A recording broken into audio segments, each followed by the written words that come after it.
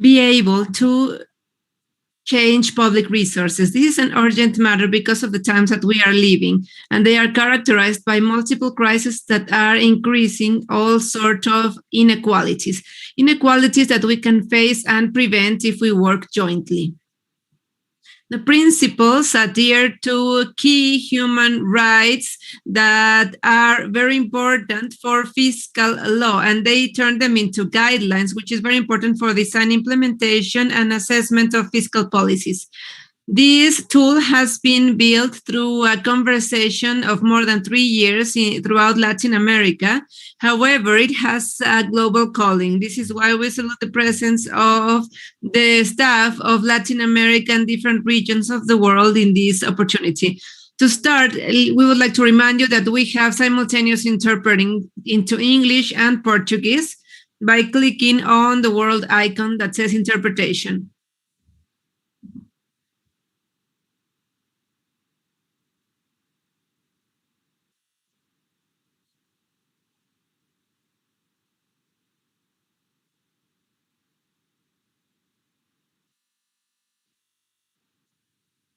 Without any further ado, we will start with 2 minutes that will explain the purpose and the process that we have had in order to have these principles created. Do you know what's the relationship between tax policy and human rights? Human rights are the rights that every person has for existing, and tax policy is the way in which the government obtains resources to finance and how they spend it later on.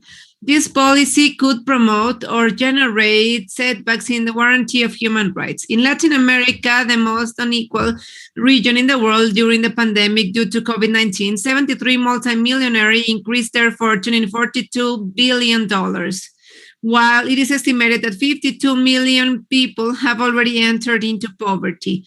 This proves that Latin American countries are not compliant with international covenants on human rights. If these international treaties had been addressed, then tax policy would be at the service of their human rights instead of restricting them, which is what happens today. With this in mind, 7 organizations in Latin America propose to analyze these international agreements and clarify what are the implications of terms in terms of rights in tax policy matters. This is how 15 principles of human rights in tax policy were created, that when applied by the governments would ensure that tax policies are at the service of human rights. Some of the ideas in the document declare that the state needs to collect taxes in a just way so that the rich contribute the most.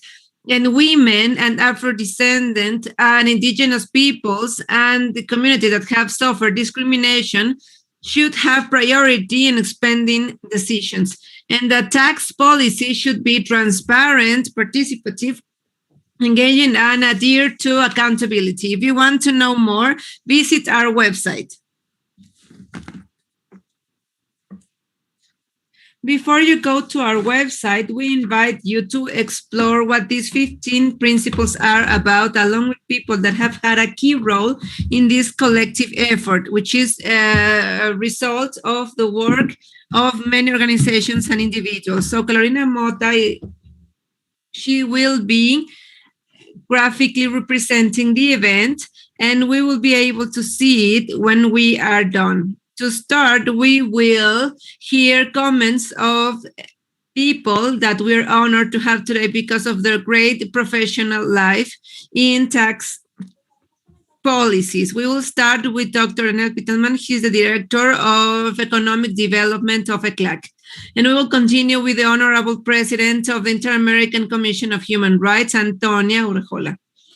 Afterwards, we will listen to José Antonio Ocampo, part of ICRIT and the panel faculty of United Nations. We will conclude with Dr. Mauricio Ferreira Verdi. He is the Executive Secretary of the Inter-American Center for Tax Management. So, Dr. Pittelman, please. Good morning, everyone. I'd like to start by welcoming the Executive Secretary of ECLAC. She regrets not being able to be with you today. For ECLAC, it's a pleasure to be in the launch of the Principles of Human Rights in Tax Policy in the framework of the Week for Tax Justice and Human Rights. So human rights in tax policy sets a milestone in the practice of tax policy with commitments and obligations on human rights. And these are also civil, political, economic, social, cultural rights too, as well as environmental, that we believe should influence in the design and implementation of tax policies. As it has been proposed by the document, that's the foundation of this event, tax policy is an instrument to guarantee human rights and to reduce inequality, poverty, asymmetry, and other structural problems that constrain human rights exercise. In this sense, for some time, ECLAC has addressed the importance of improving tax policy that contribute to the 2030 Agenda for Sustainable Development. Countries in the region had made important tax efforts to fight the pandemic, but these have not been enough to prevent deterioration on the levels of poverty and inequality and quality of life. Unfortunately, the pandemic has magnified the historical structural problems of poverty, inequality, the limited tax policies, informality, fragmentation of social protection programs. So this is a challenge of tax policy, promoting the advancement of human rights in the region's countries. From this perspective, it is important to go towards the universalization of social protection, health, care, and education. In this sense, let's say that public spending should be considered with a strategic point of view to turn it into a sustainable development tool. And this also means, of course, incorporating gender perspective in public spending and fiscal and tax policy so we can reduce gender inequalities that evidently we're going through in our societies. It is important to quantify distributive effects of tax policies on gender and incorporating a gender focus in all of the budgetary cycles so we can advance in how to generate better tax policies that close gender gaps. As a complement, it's important to foster tax policies that expand the fiscal space of the region and allow to advance in an expansive and sustainable development of public spending. Short term, there are important spaces to reduce the tax policy that ECLAC has considered around 6.1% as an average of the regional GDP that represents $325,000 million, which is a very important amount.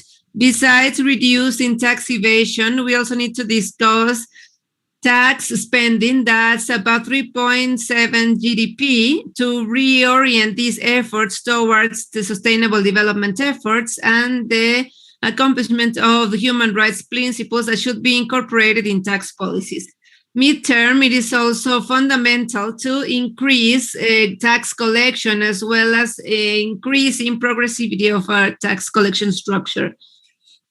Latin America and the Caribbean reached 22.9% of GDP in average of tax fiscal collection in 2019, and it is seen quite below the OECD countries, which is only 24%. And in the case of this region, it is strongly related to indirect taxes that because of its nature are very regressive and they do not contribute to the redistribution of income. So in order to close this income gap, it's important to increase direct taxes on heritage and so we can have progress in environmental, technology, and public health type of problems. And in many countries of the region, we will have to update royalties of industries.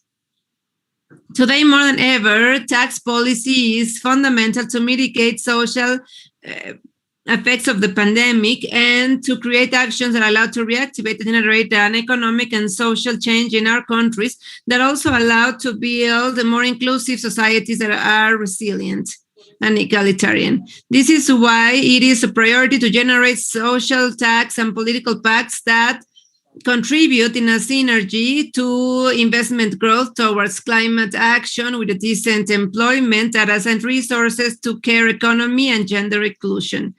In this context, the principles of human rights in tax policy are very important tools where they prove how the civil society should and could play a fundamental role in the creation of said tools. For ECLAC, it is an honor and a joy to join you in this event. We wish you all the best success in this launch and a fruitful week for tax, justice, and human rights. Thank you very much. As the Inter-American Commission of Human Rights has been saying it, health crisis that the pandemic has caused definitely has produced a substantial increase in poverty, extreme poverty, and inequality in Latin America and the Caribbean. This is particularly concerning in the most unequal region of the planet. As the Commission has already said, tax policies are the core to face poverty and inequality. These policies have the potential to promote gender equality and to fight the multiple gaps of inequality that indigenous peoples have historically been victims.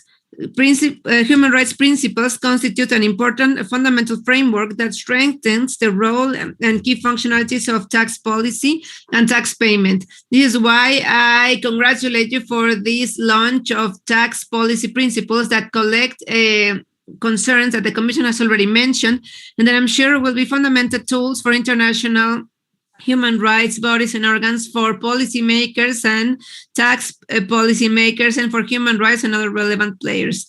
I salute this initiative, and this week I salute the initiative on tax justice, wishing a good impact and success for all of you. I celebrate the elaboration of these principles of human rights in fiscal and tax policies. This connection between economic and social rights that have been consecrated by United Nations and tax policy has been a subject that has appealed to me for many decades.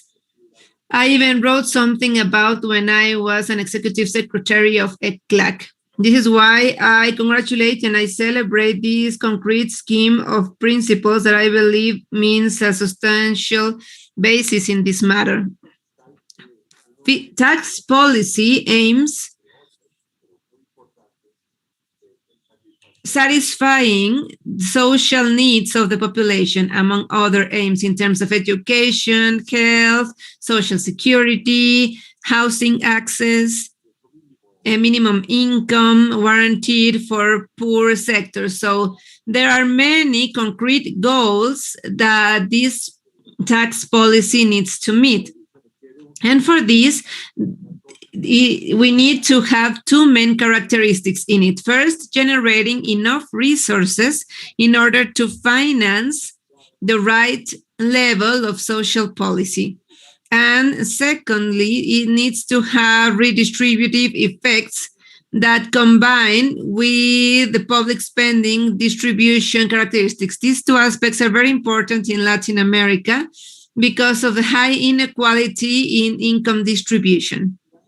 And last but not least, I congratulate and celebrate that these principles also include something that we have promoted through a corporation that we have carried out on fiscal cooperation that has been attempting to foster important efforts in terms of international tax activities to prevent that countries' tax standards and regulations reduce taxes that generates not ethical competition in other countries. On behalf of the Central American Center of Tax Policies, I would like to congratulate the Center for the Rights and Social efforts for carrying out this important study and this publication on the principles of human rights in fiscal policies. We know that we are living in the most unequal region of the world. It is not the poorest, but the most unequal. And tax policy is the most important that will allow through other public policies the reduction of this inequality. However, for us tax managers, it is very important because we know that there is no tax policy that could be implemented if there are no strong tax administrations. And there's a lot to do to strengthen tax administration. And that's the work that we have been doing every day, looking especially to reduce the gap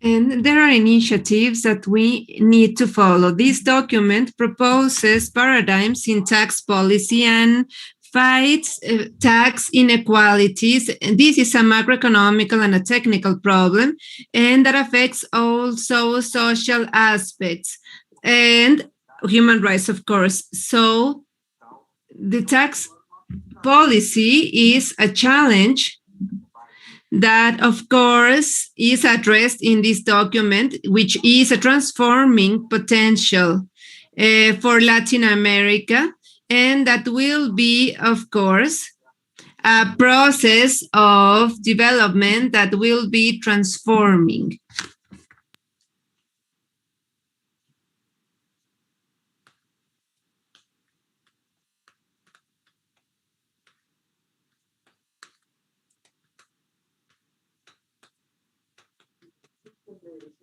The guidelines of human rights in tax policy also want to integrate the perspectives of communities that have been discriminated. Among them, indigenous peoples, Afro-descendant communities. It is important that states understand that tax policies need to also strengthen mechanisms of government that are their own. They need also resources for reparation and also bilingual intercultural advancement. These guidelines expect to overcome the barrier of statistical invisibility of populations that face structural discrimination, included that is manifested in fiscal and tax rights that allow to address the impact in Afro-descending and indigenous peoples. The principles of human rights in fiscal policies has information that has implication in human rights. First, debt sustainability. That does not only implies considering the tax or financial phase, but also the reimbursements of credit. That means that we need to also bring tax resources that should be assigned as a priority to ensure the right to social protection, housing, and health. On the other side, they also explain that indebtedness cannot be a justification to implement economic regressive measurements, austerity, cutbacks, work flexibilization that have adverse events on a huge range of human rights. The principles that we are proposing discuss the need to create a tax policy.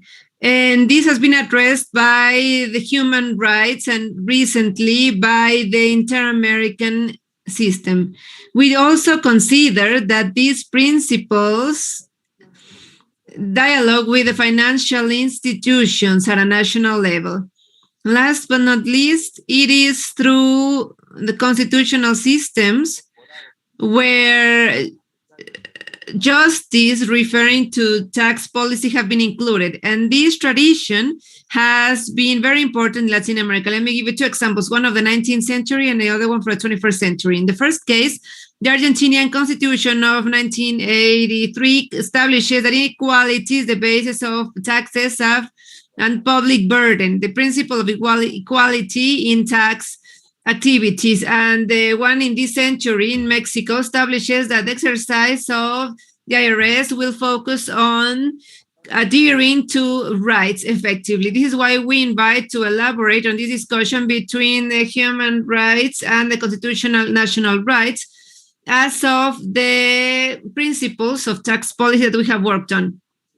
I would like to send these efforts to improving tax culture, and it is a fact that there is a weak link between citizen and tax matters, and this is why these principles and guidelines establish a series of standards that are very important to transform and to eliminate the tax pact between state, citizens, and companies. This is how a virtuous cycle is created, framed in an institutional framework and oriented in guaranteeing rights. And in this way, the goal is to strengthen the connection of the citizens with tax matters in order to have a better exposition towards tax payment and improving their public policies. It is also important in terms of these situations to consider principle number 7 that advocates to have a transparent exercise that adheres to accountability, and it invites the state to take measures to strengthen tax culture, including the citizen education on the technical aspects to guarantee the comprehensive participation in terms of equality in tax debates. A fundamental part in terms of human rights in tax policy consists in identifying, given the complexity of tax systems, that does not only mean that they are considered as matters that should be addressed by a very reduced specialist circle, but it also creates arbitration in tax regulations. This is why I would like to talk about Principle 13, Guideline 3, that addresses abusive tax collection, especially by transnational companies. For example, invoicing on importing, invoicing, and through the payment of royalties and loans to intergroup activities. Through international cooperation, and particularly through automatic exchange of information on the financial and transnational activities, observes the need to follow on the access to all countries to this exercise in a systematic way. I would like to discuss two topics on principles and guidelines on tax policy that we have already discussed throughout these years.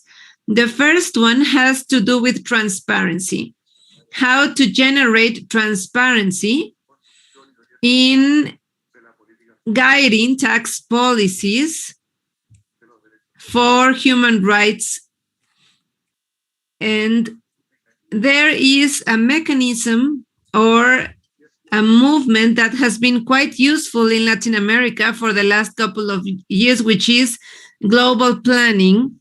The fact that constitutions or laws that force governments to make their goals transparent from the perspective of development, of course.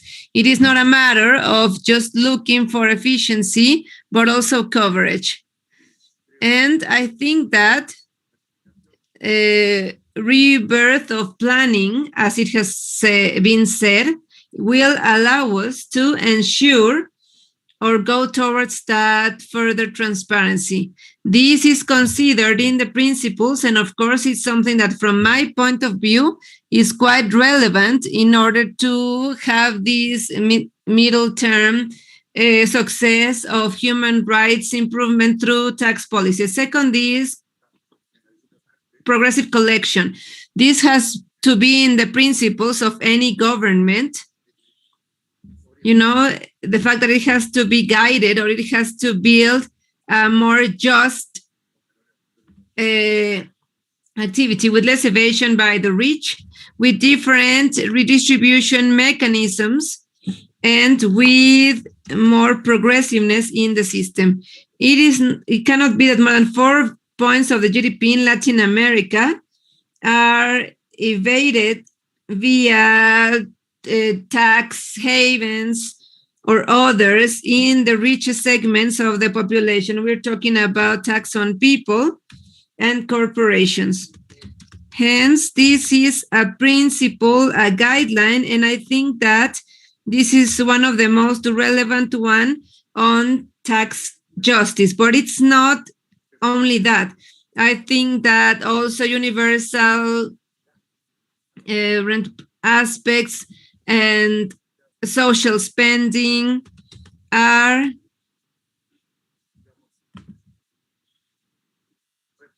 irreplaceable aspects in perspective of tax justice. So as we say in Latin America, let's move forward, and congratulations.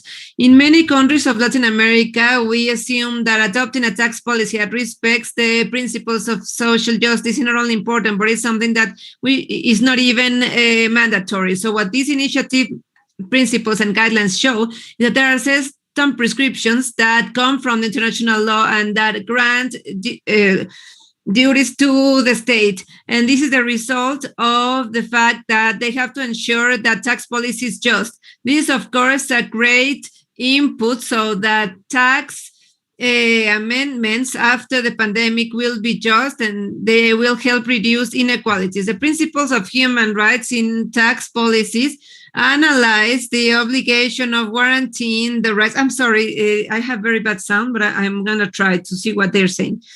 These obligations demand an active role and the strengthening of the state, and they prevent problems in terms of tax policy. What does this mean in practice? This means, for example, that states should provide public services in order to guarantee social rights.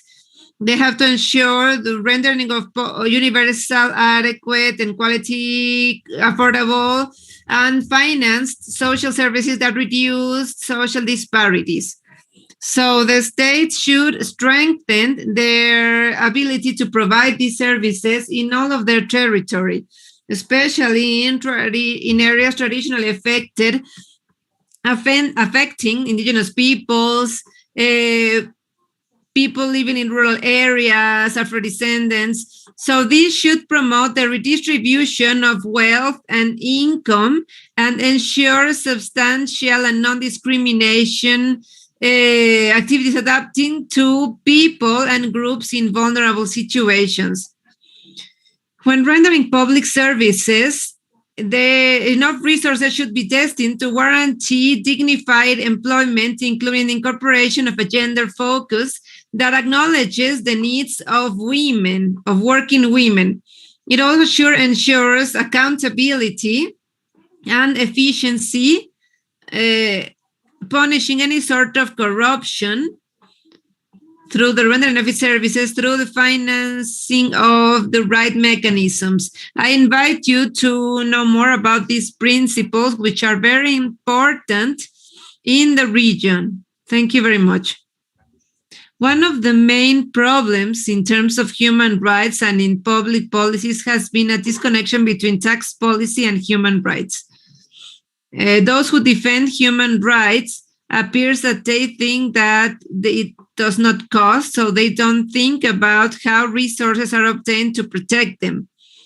And those who work in terms of macroeconomics and tax policy, they ignore the duties that states have in terms of human rights. So I think that this is quite unfortunate, and this explains some of the weak points of human rights in order to claim equality, or how to materialize social rights, how to provide some content in the progressive clause. And on the other hand, there is an absolutization of macroeconomic guidance without considering human rights. In this sense, I think that the idea of creating a bridge where we can see how resources have an influence on human rights and developing a human right focus on tax policy is central for an agenda for human rights and a tax policy agenda that will improve democracies, that will improve the situation of the excluded populations, and will allow a public policy that's informed in terms of tax restrictions and in terms of human rights. This is why I participated, and I would like to enthusiastically welcome these principles and guidelines for tax policy that aim for the building of that bridge so that they have more tax sensitivity, those working on human rights, and having more, and also those working on tax policy know more about human rights. Thank you. I would like to thank Jonathan Mencos, Director of ICETI, and Viviana Ramirez of the Mayan Council in Guatemala. They are also part of the committee, but they were not able to join us today. So now you must be wondering what these 15 principles say. How can they transform tax policies? What do these principles have to do with my community? Well, those who have fostered this initiative from the beginning, activists and researchers of the fostering committee of this initiative, will address these questions. These organizations are Civil Society for Equality and Justice and the Legal and Social Studies Center in Argentina, and Right, Justice and Society organization in Colombia, Fundar Analysis Center and Research in Mexico, the Economic Studies Institute, INESC, in Brazil, and the Network for Latin American Fiscal Work and an international organization. So my colleagues, could you please explain us each of these 15 principles? Principle 1 establishes that it should be a fundamental part of tax policy. As our recent experience has shown, one vision of tax policy is reoriented to reduce deficit and create favorable situations for economic growth and investment, where it is enough, where it is not the right one. Taking tax decisions on the back of people has created a lot of conflict in many countries, as it happens in Colombia today. This traditional vision subordinates rights to tax equilibrium instead of understanding public spending and tax policy tools in general as an instrument at the service of human rights themselves. This vision of tax policy has brought citizens to be disconnected from debate where decision making is made, but these impact their pockets. This is why we need to go towards a new paradigm that undertakes rights as a main goal of tax policy. This new vision would allow restoring trust of citizens in their institutions and as a product of this connection of tax policy with their daily lives.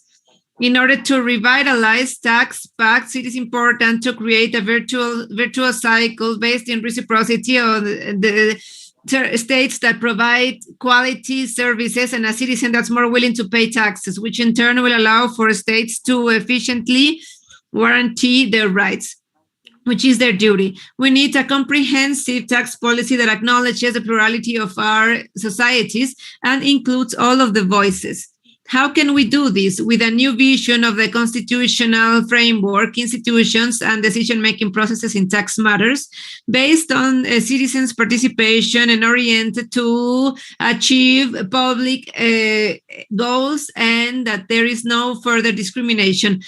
Tax policy has to be representative, democratic, and its functionality should include, first, to collect enough income to guarantee rights. Second, redistribute income and richness and wealth, and close and eliminate gender gap and other type of inequalities, and creating incentives to protect rights as green taxes for sweetened drinks. And fourth, in a transforming way to establish tax policies to provide employment. And fifth, eliminate exclusion and ecological damage to further eliminate discrimination and to go to an economy based on the rights. Principle 2, to protect, respect, and guarantee rights, demanding an active role in the strengthening of the state and limiting state discretionality in terms of taxes.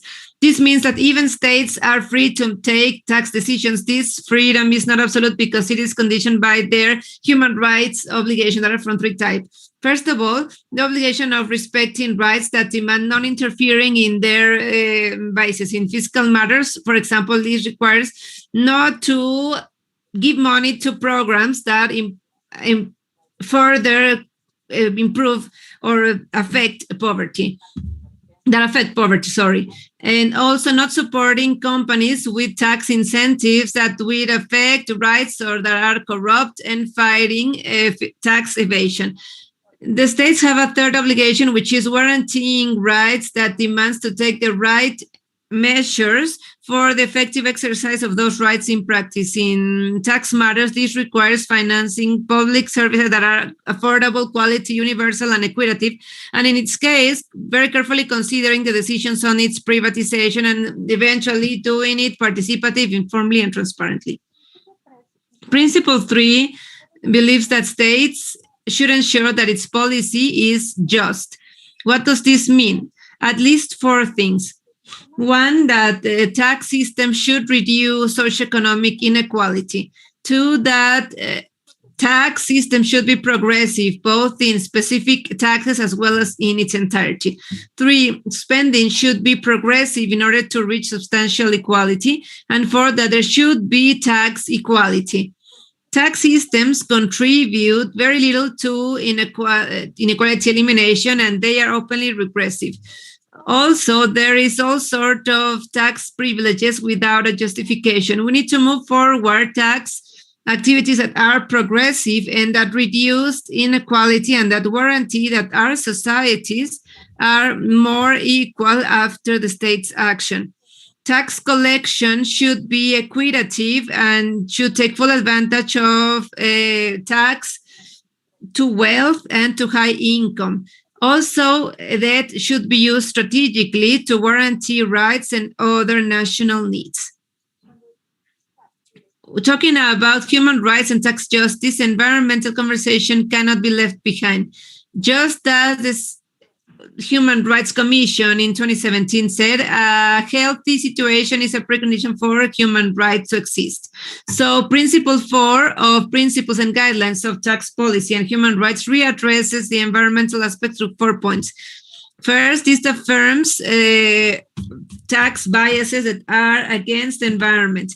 This means, for example, the elimination of fossil subsidies, at least, and eliminating tax exemptions to pollutants industries. Also, the tax aspect should be towards clean fuels, preventing pollution, and fostering reforestation. So they could be taxes on plastics, on pollutants, or exemptions to clean fuels. And it is important also for this to go hand in hand with environmental policy. This means that institutions should go through a participative conversation with environmental and financial authorities that includes the citizens, especially those who are affected the most by climate affectations, and also to go towards new green national global agreements that allow investment in green structure and an ecological economy with long-term views. Principle 5 says that states should eliminate structural problems and through tax policies improve the situation. So this talks about not collecting disproportionately over some groups. For example, betting on generating income through extraction industries could have negative impacts on communities that live where those resources lie. Acknowledging this type of discrimination should bring states to take positive or affirmative actions that guarantee the true rights of these groups. For example, prioritizing preschool education in disadvantaged areas or reinforcing investment in infrastructures through the adjustment of people with disabilities. For this, tax policy should be built in a permanent discussion between the ministries defining budgets and those who are in touch with discriminated populations. Also, they should create institutional processes that allow a participation of inclusion and in the perspectives of these groups, and including them in the design and application of tax policies. This is also a Principle 6 talking about gender gap. This problem has been overpassed. So we need to have states that involve women in decision making today. So policies are only decided by men and not including women, both indigenous and Afro-descendants. So secondly, we need to have public resources in policies and action programs such as reproductive health, economy, or violence against women. And thirdly, it is important to monitor, assess, and correct the impact of tax policies in women. For example, generating in a region tax policies make women to pay more taxes than men. Hence, it is urgent more than ever today to promote gender equality in the region. Principle 7 talks about accountability. People have a right to fiscal and tax policy making. This is important for decision making, demanding our rights and citizens' participation. In practice, for the state, this means at least 5 obligations. 1, eliminating exceptions that are not justified. 2, deny access to tax information. Also, quality services that are offered that prevent having a negative impact. 3, disclose information as a part of human rights. 4, incorporating human rights focus on accountability in terms of tax policy. And 5, guaranteeing that tax policies is participative in its entire cycle. Human rights principles today shows us that the states should take all of the measures to make human rights effective in a fiscal structure that's sustainable. This means that these are not rights that should be limited by tax policy. On the contrary, these are instruments that should adjust to legislation of human rights.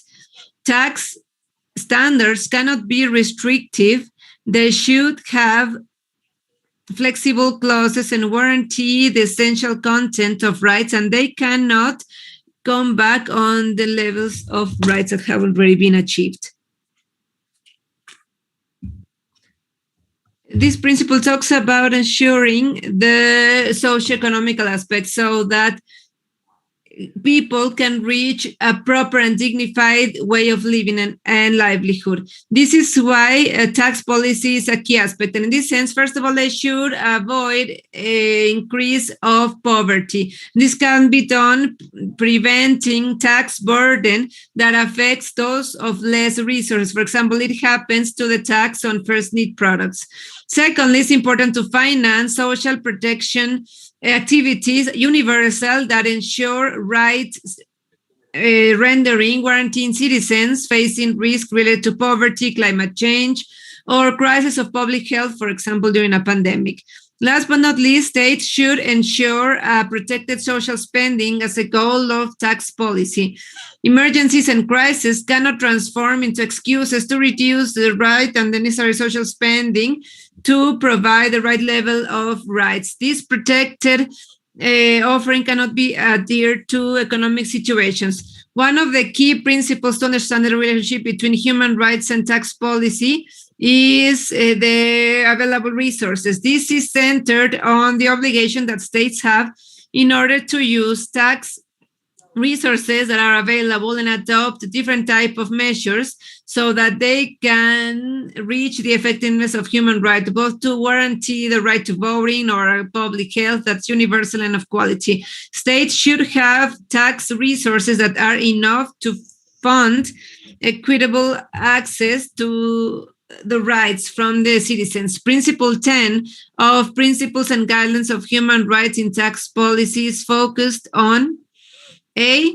periodically assessing effects of adopted measures to establish if they are using the maximum resources available to guarantee human right respect. To use tax policy to maximize resources. This means not only using the existing resources in an effective way, but also increasing state income in a progressive way, and when this is necessary.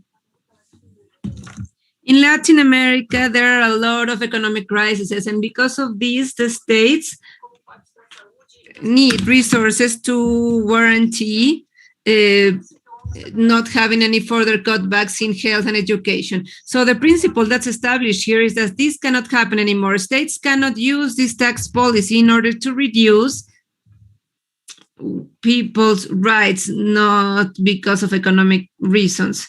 So that all of the policies maximize available resources, for example, in order to fight tax evasion, then the states temporarily should reduce expenses for pro-human rights, but under no circumstance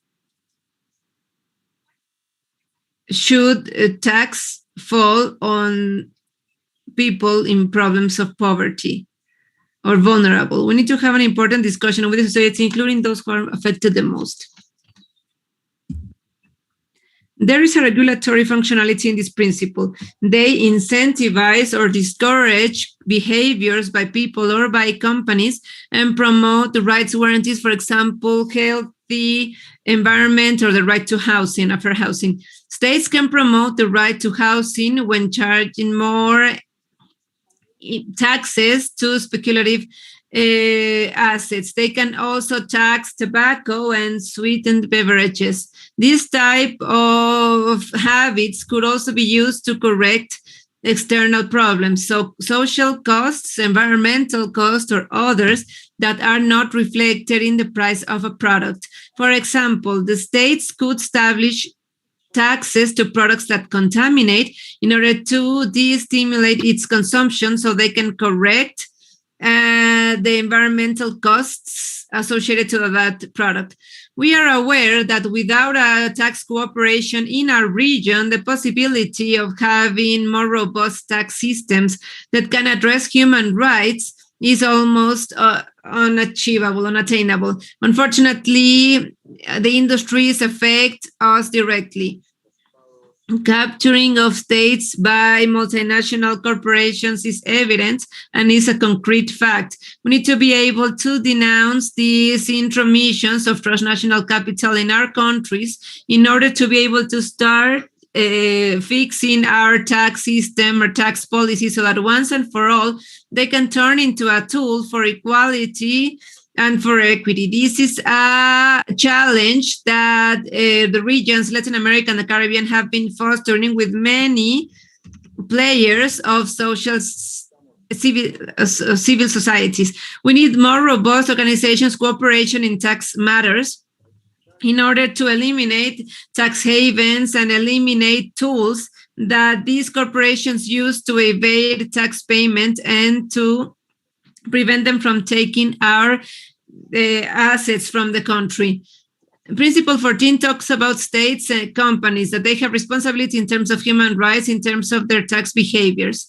This means that when companies and other non-state players have abusive behaviors such as tax evasion, they're ignoring their responsibilities with adhering to the human rights. Besides non-evading taxes, they should take measures to reduce their tax consequences on human rights. They should improve their accountability mechanisms, regulate and sanction their ill practices of their lawyers and accountants, and financially speaking, they need to improve their relationship with human rights.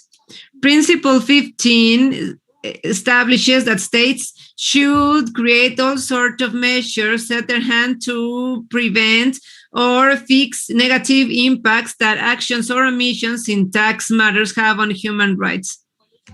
This means omissions or actions coming from the state or those who could come from third parties. For example, a clear case is corruption case or tax evasion.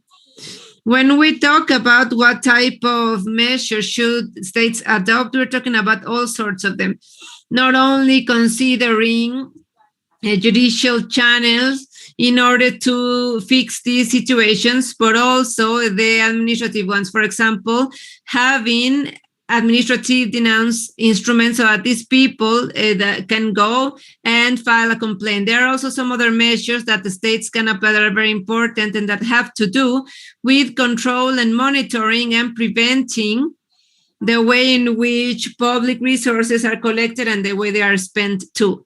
In this sense, it's very important that states incorporate human rights and intersectionality points of views in the ways these resources are collected and executed so that there can be a tax policy with a human rights focus. Thank you very much for walking us in this journey. So principal rights in tax policy is concluded without inviting you to the 13 events that we will have throughout the week. You can enroll for free in the web page, semanafiscal.com. All of them will have simultaneous interpreting to English, Spanish, and Portuguese. And the first event is going to be at 10, Mexico City, 11, rest of the countries, and it will be talking about austerity in Latin America. And last but not least, I would like to give you with a graphic summary that Carolina did. Carolina, please go ahead. Let me present the graphic memory of this first session. This is a visual summary of what the participants shared. It aims to, in a friendly way, explain the information. This will be available in the webpage of this event, semanajusticiafiscal.com. There you will also find the schedule of this week's event that will elaborate on what we have been discussing, from the environmental aspect to women's rights, indigenous people's rights, Afro-descendants' rights, and many other topics. We invite you to join efforts in order to increase this. We invite you to go over this throughout the week to meet the people interested in this aspect. And please remember to contact us in our webpage if you have any idea on how to implement these principles in your own countries and communities. So once again, thank you very much and welcome everyone.